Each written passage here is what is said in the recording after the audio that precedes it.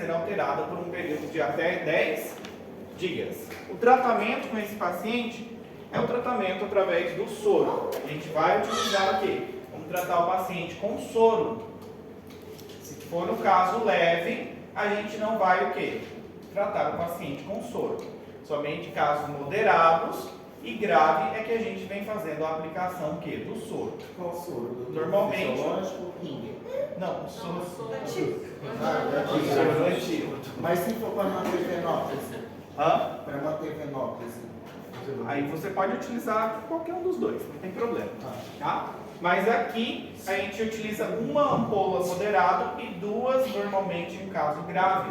Sintomas a gente utiliza se o paciente está muito agitado, diazepam, se o paciente está com um eletro muito alterado, arritmia, glucanato de cálcio, e aqui se o paciente vem apresentando muita agitação, transtornos psicóticos, a gente pode utilizar até em vez a clorpromazina, certo? Seria uma opção para tratar o paciente. O soro que o senhor falou que é pouco utilizado, né? Hã? O soro que é pouco Sim, utilizado. o soro somente em casos moderado e grave, certo? Aqui é outra que normalmente pode acontecer algum acidente de volta e meia, certo? Mas daqui, já viram, algumas pessoas já chegaram a encostar nessa largatinha e a gente conhece ela como lonomia. E é aqui o que nos preocupa é o quê? Que o paciente, a gente tem que ter um paciente e tem que tomar um pouquinho de cuidado com esse paciente. Por quê? Uma das questões do veneno é a ação fibrinógena que ele produz. Ele causa uma alteração principalmente nos níveis dos fatores de coagulação. Então esse paciente ele pode ter principalmente o que nos preocupa aqui é um síndrome, que é um síndrome hemorrágico que normalmente esse paciente vem apresentando, principalmente a nível do sistema renal. O paciente ele pode entrar em uma insuficiência renal muito rápida, certo? Então o que nos preocupa aqui é porque a ação do veneno ela vem causando a diminuição dos meus fatores de coagulação. Às vezes o que acontece? A gente não leva muito a sério o que? As pessoas relacionadas a isso. A pessoa chega no hospital, eu encostei naquela largatinha, certo? E é lonomia. Lonomia. Essa é a mesma que chama de lagarta de fogo, né? Lagarta de fogo. É a mesma? É a mesma. Tem outro nome também. Taturana, não sei. Tem vários nomes que são conhecidos. Lagarta de fogo. É a mesma largatinha, certo? E essa largatinha, o que preocupa é que ela pode levar a uma insuficiência renal no paciente. É um síndrome hemorrágico muito rápido. Às vezes, a gente sempre tenta pensar o quê? Que não vai causar nada demais para o meu paciente, mas pode levar o paciente a ter o quê? Um síndrome hemorrágico.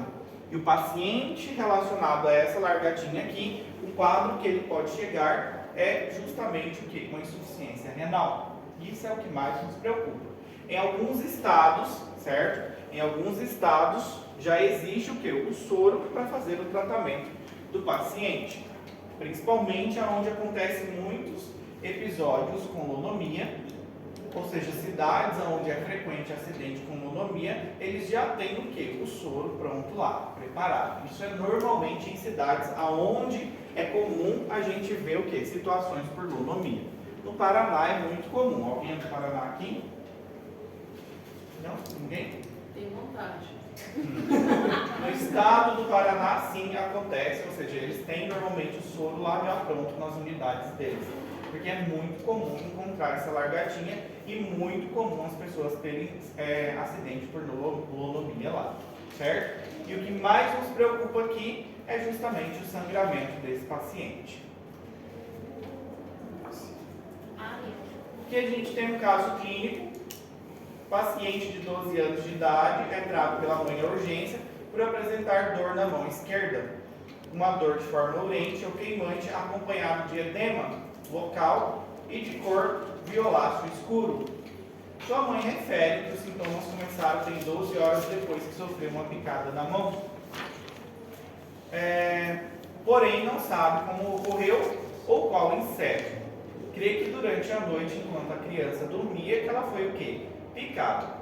Ademais, ela vem apresentando sintomas como intranquilidade, febre e icterícia. Se solicita alguns exames complementares. Nesse caso aqui, já podem pensar o que poderia ser aqui. Picada, loxoscelia. Muito bem. Poderíamos pensar em um quadro de loxoscelia. E em caso de plaquetopenia, neste caso, o que poderia nos indicar uma plaquetopenia aqui? Transfusão. E aí? Transfusão. Não, sim, mas o que poderia indicar? Plaquetopenia. Coagulação intravascular. Muito bem, uma coagulação intravascular disseminada. Poderíamos pensar em uma plaquetopenia em um paciente com picada de loxoscelia. Poderíamos pensar em uma coagulação intravascular disseminada.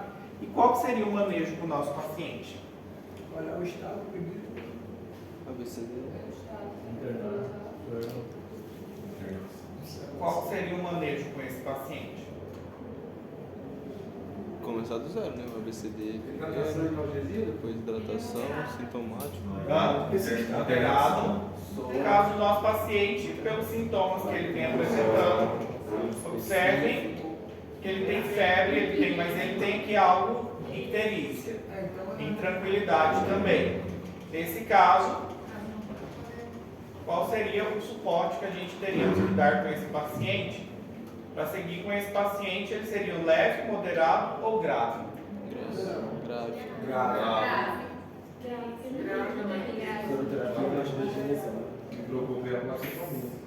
Exatamente. Nesse caso aqui a gente já teríamos que entrar aqui com 10 ampolas justamente do soro aqui para tratar esse paciente. Além do mais, prednisona também. Qual que seria a intenção da prednisona aqui? Anti-inflamatório e antialérgico. Anti-inflamatório, antialérgico, mas por que a gente faria uma prednisona nesse paciente? Leita. Não. Peraí. Qual a função do corticoide? Controle de inflamação. Controle da inflamação. Muito bem. Seria uma das respostas que a gente procuraria utilizando a prednisona nesse paciente. No caso da loxoscelia, teríamos outro caso clínico também, que câmbios no eletrocardiogramas são produzidos pelo veneno Lactodex maetas. Esse aqui é prolongado. Hã? Esse aqui é prolongado. Muito bem. Exatamente. Pela picada da nossa viúva negra. Muito bem. O paciente tem principalmente aqui o QRS e onda T, principalmente vontade diminuída, certo? Inversão da onda T e segmento ST e prolongamento do intervalo QT. Isso pode aparecer em caso de uma picada por viúva negra. Prolongamento da QT vai dar bradicardia, né? Hã? Prolongamento da QT vai dar bradicardia. Vai.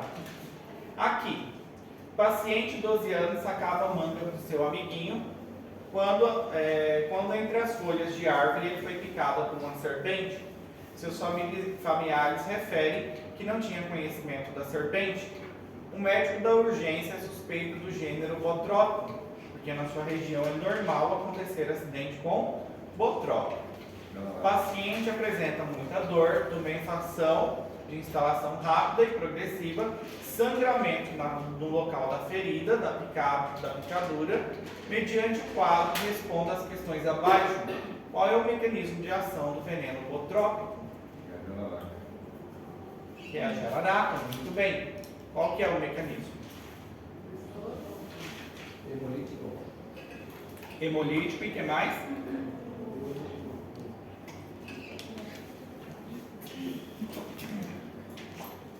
Linda.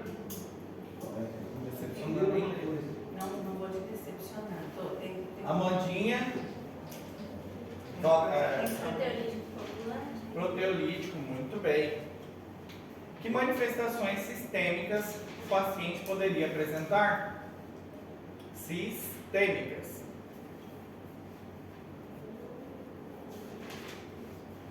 Luquinhas?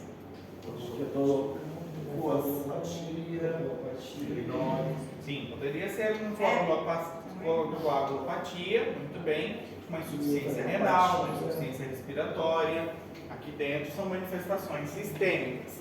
Que estudo de laboratório inicialmente a gente deve fazer e como proceder com esse paciente depois?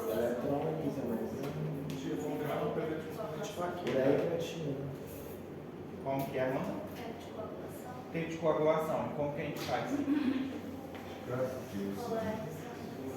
Coleta, muito bem. Um tubinho, coleta o sangue do paciente e segura na mão por 15 minutinhos. Você vai observar se vai coagular esse sangue ou não. Isso é importante, certo? Qual o manejo com esse paciente e o esquema terapêutico? Iniciar o soro, qual a dose? 150, muito bem. E em quanto? Tem 1 litro, tá certo?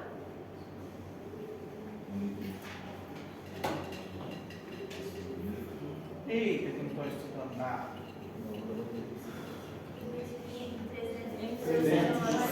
300 de soro. E como que passa esse soro? Bem lento, uma hora. Bem lento, em quantos minutos? 10. Em 10 minutos e depois passa em até 1 hora, certo? Isso é muito comum, picada de cobra é comum acontecer no hospital. Quais são complicações locais e gerais que o paciente pode apresentar? Local, necrose, está super bem, o que mais? Síndrome compartimental, insuficiência renal, insuficiência respiratória. O gênero elapítico, qual é o mecanismo de ação do veneno?